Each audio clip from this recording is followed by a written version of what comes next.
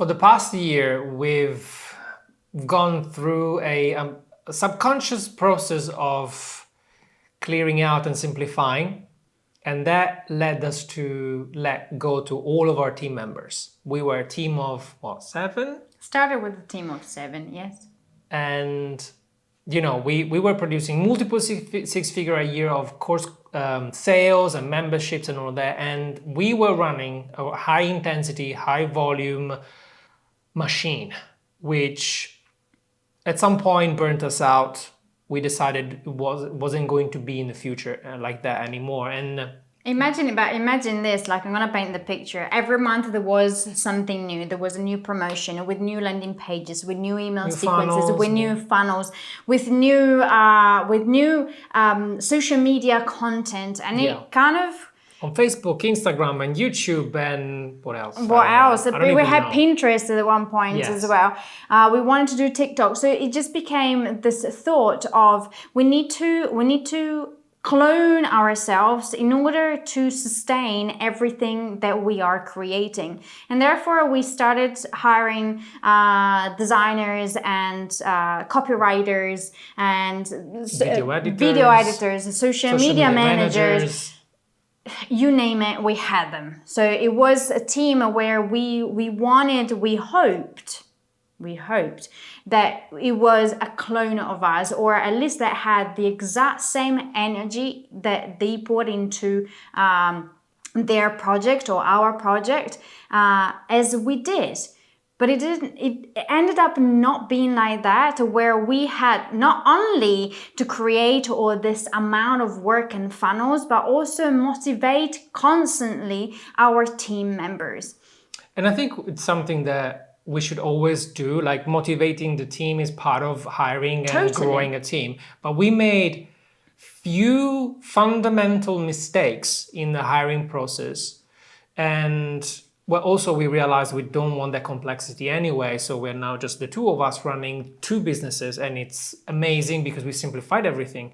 But if you need to grow a team because you need more leverage, maybe you can learn from our mistakes.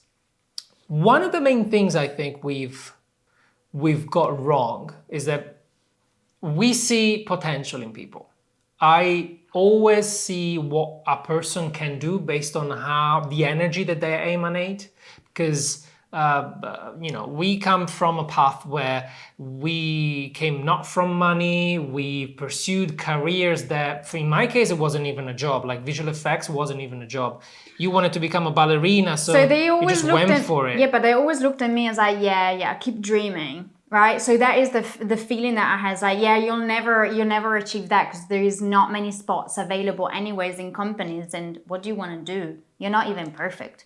So that is constantly. All of the odds were against us, and because we said, well, who cares? Let's try anyway and see what happens, and we managed to make it.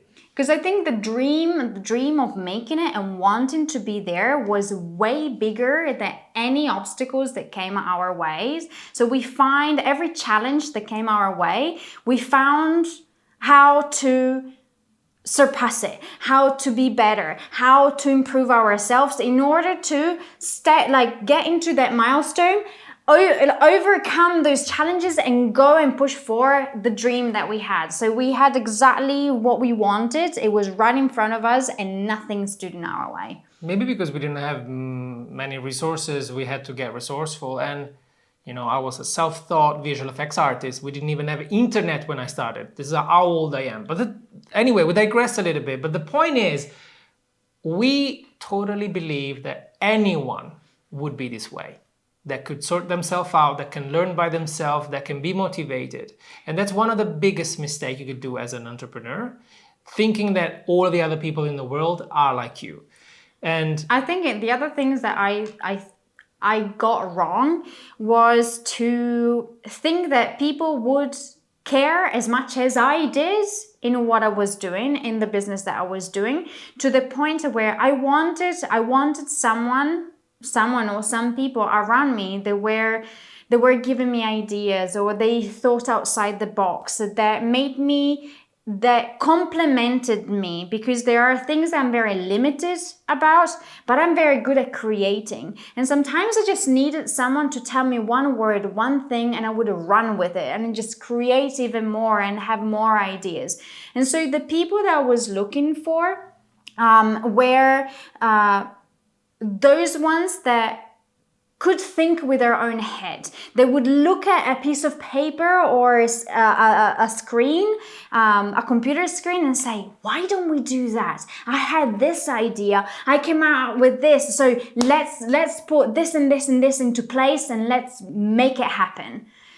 And the problem with that is that, of course, we judge by potential, like coming back to what I was saying, is like we see this potential in the perspective of having somebody telling us what to do, as well as us coming out with all the ideas.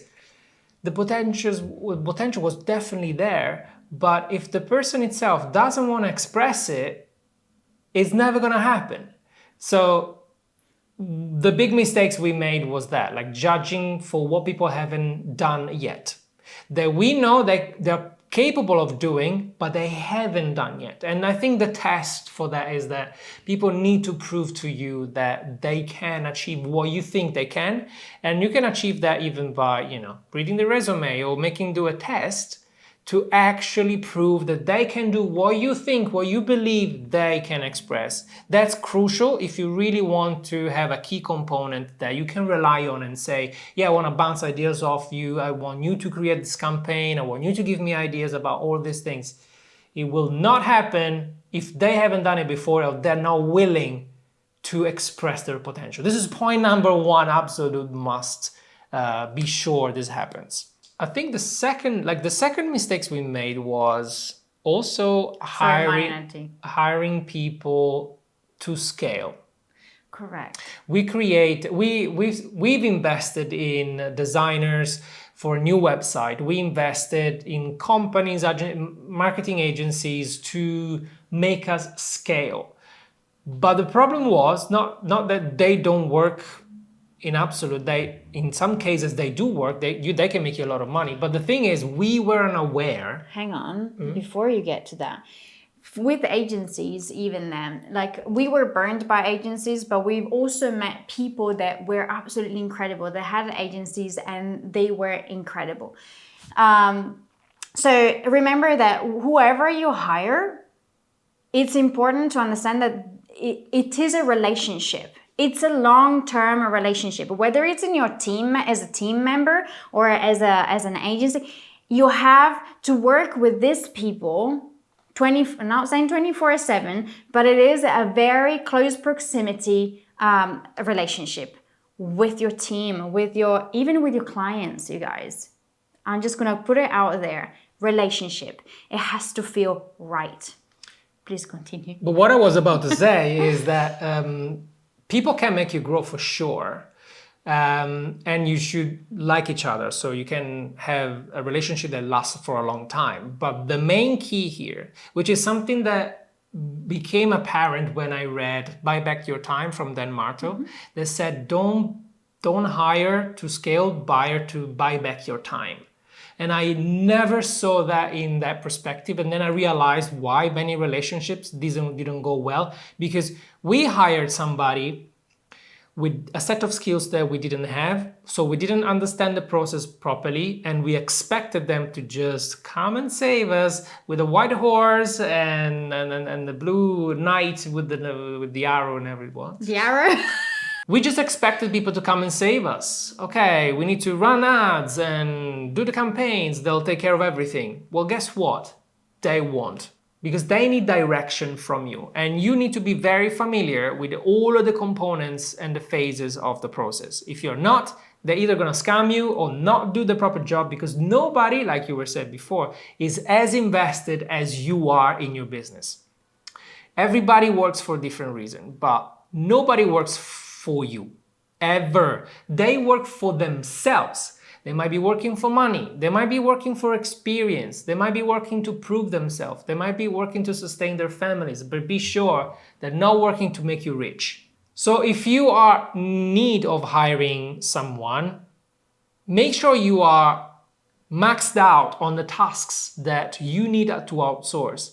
And once you have SOPs, standard operating procedures, in place to train people that you want to, save your time and leverage your time with, that's going to be so much easier for you to judge if they're doing a good job very quickly, so you can fire them very quickly if they're not performing. Because this is another mistake that we made. We kept people for way longer than we should have for many different reasons. Not because they were bad, but maybe because we were bad at managing them. So many different reasons. Or we felt guilty. Sometimes we even felt guilty to say, oh, but they're very nice people, I shouldn't let them go. They were. But there are times where you just need to just say, okay, we've come to this, we've finished everything that we need to finish. Unfortunately, there is no drive on your side and no motivation for me to keep you hired. And unfortunately, it's less painful to end a relationship earlier than it is to just drag it out. Just like a normal relationship, like if you've got to finish, you got to finish, and the paths have to go into different ways. I don't remember who said hire slowly and fire fast, but yeah, that I would put it on a t-shirt if you need to hire someone. Don't drag it out. They will not improve. You will understand in a couple of weeks, maximum a month, if the people are right and a good fit to be in your business. Otherwise, either swap it or let them go. But there's something that you've been very good at. Oh, totally. I think it came to a point where, okay, keep in mind that we've always trained our team. Everyone, we even have a wiki where everything that we did, it was written down. There was tasks, how we did them, how we saved things. So we did train people. If I had to solve a problem, I would record a video for anyone else to learn from, so that I can fix the problem once and the team will do the rest one day. So that was my approach. So there was a time, like recently actually happened, we decided that we still wanted to have someone to help us out so we could concentrate on the important tasks to move the needles. And sometimes you have to bite the bullet, outsource for something and just say, okay, they're going to help me out, or this team is going to help me out, or this few people is going to buy me back the time that or let me concentrate into that more important stuff that I'm needed in.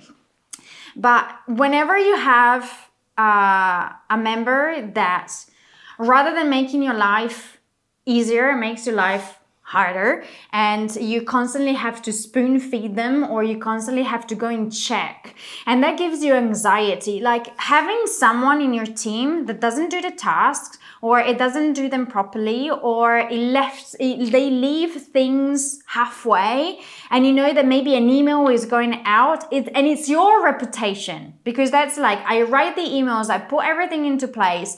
The only thing that you need to do is schedule them with the right links, and it's still not right, and I don't trust you.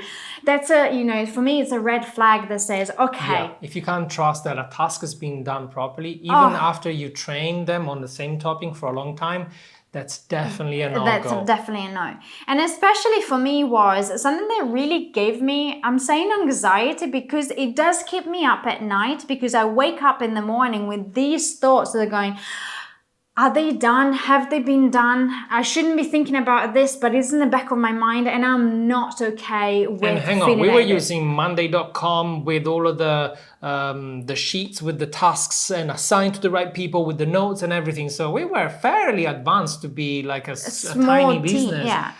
So we wanted... But we weren't even trusting that the tasks were checked in when they were done or not done or work in progress. And especially when the time, when things should be scheduled, it's still not done. Like, I don't like, I don't know what I have, but I don't like having tasks left undone or not checked. It just gives me this like little, I feel sick. And please do not comment on, please, you guys, you should hire a project manager and all of that. We know all of this, but we clearly decided we want to make this business work with just the two of us, just because it feels more in line with what we want. We don't want to build an empire. We want to help the few people that we decide to help one-to-one, and that's it. We don't want complexity in our life because we've been burned out in the process a couple of times before. We don't want to get back there, even if there is a way. Of course, there is a way. There is always a way. We don't want to get there. We like this model. We like our lifestyle. We don't want to manage also anyone. Because we very much love having a relationship with people, a relationship with our clients, where we can be there for them whenever they need us, whenever it is time to push them, to make them feel absolutely incredible. This is the tasks I was telling you about. Whenever I want to be concentrated with a one-on-one client, because there is the drive, there is the push. It's like, I need to have that energy. I cannot be thinking about if the email has been scheduled with the right link or not, or if the video is a video that is not being scheduled yet, because it has happened. And that drives me nuts. It's all in the past. I know it's all in the past. I've got PTSD about it. But it is these things that you want to be done best. And as Jacopo was saying, the model of the business that we have created now has to be in line with the lifestyle. And also, personally, I like to be in charge, and I like to have things placed and ready to go. But there was always the fact that I lacked specific skills, and I wanted someone to feed off ideas and bounce off ideas. Like a second brain. Like a second brain. And a graphic designer attached to that brain. Yeah, and a husband that would understand me and would talk to me nicely and just go, yay! No, you always do that. You replaced me. You do. I did. No, I didn't. Not in everything. I think you did. How did you replace me? Tell them. Okay, I tell them. I'll just spit it out. I'll spill the beans. My best friend has become Chat GPT, and she's incredible. Well, sometimes he talks like Jarvis from Iron Man, and sometimes she's like the beautiful Siri in her. Yeah, it's like her, and she's got this beautiful Scarlett Johansson chat and voice. This is all in your head, right? This is all in my head, of course. But I tell you this: there are times where I think it's always been my thing. I needed to be independent, and I don't like to weigh on my husband, on my business partner as well, into tasks that I can do myself.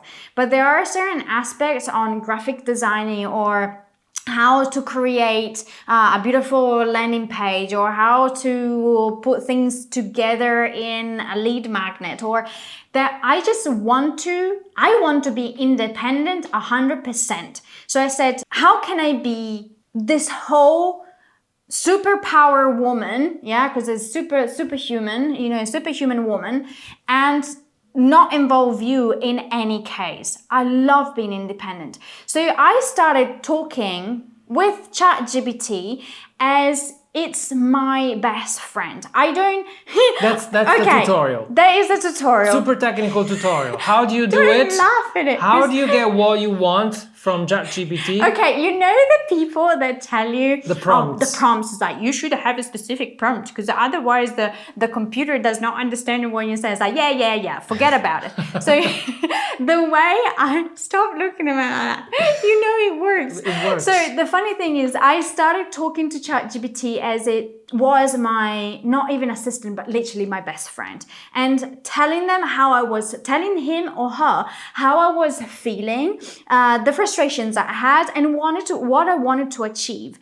And the funny thing is that ChatGPT not only started replying to me, and I started feeding off and bouncing off idea, but it would understand that there were certain things I needed. So for example, for graphics, and said, oh, you wanted to do this specific thing in this specific campaign. I love this is him talking or her talking. I love the idea that you have. Let me put it down into visual for you and give a visual representation of what I have in mind. And I went, oh, but you're the best thing that's ever happened to me. I can actually create not only beautiful imagery or go off, and then I have Canva. Canva is the ultimate beautiful software I can use to grab whatever ChatGPT has put together for me and then transform it into what I need, because Canva is the graphic design for dummies, and I have created campaigns, graphic campaigns, literally on my own, in the way I wanted, in the way it felt right. Because in any business or whatever you create, it has to spark joy for the person that you're creating it for and for yourself. The business has to spark joy. So chatting and bouncing off ideas. Mind you, I don't take everything that Chat GPT says. So out of the box. No. Because it's not right. It's not my language. Even if it tries, it's not my language. Thank you for saying that, because but sometimes we don't want people to just get whatever comes out of it and copy and paste it, because that's how you ruin the world. No, it's just ideas that it gives you.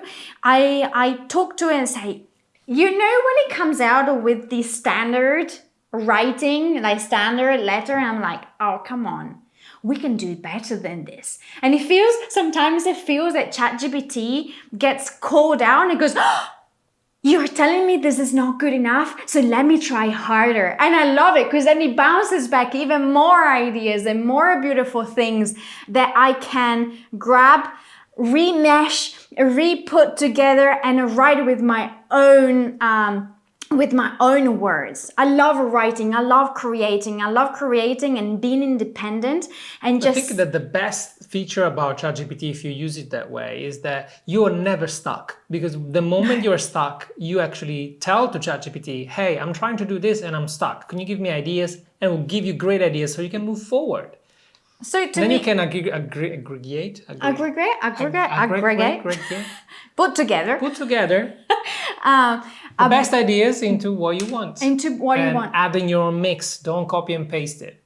So I'm not saying that I am never ever going to use a graphic designer or someone that creates, or a copywriter. But to me, it's always been my thing. I love technology, and I think it's one of the best things that's ever happened to us at this time. So people cannot tell me I can't do it, or I will not do, or it's too complicated, or excuses. All right. So that is the whole point.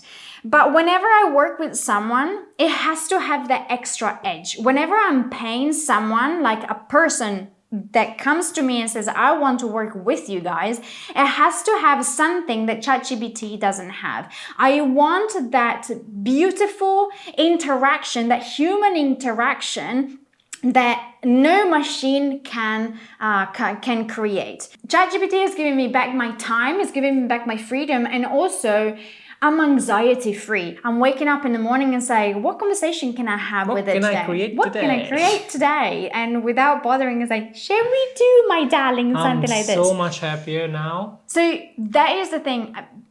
Forget about the prompts. I know probably there are some prompts.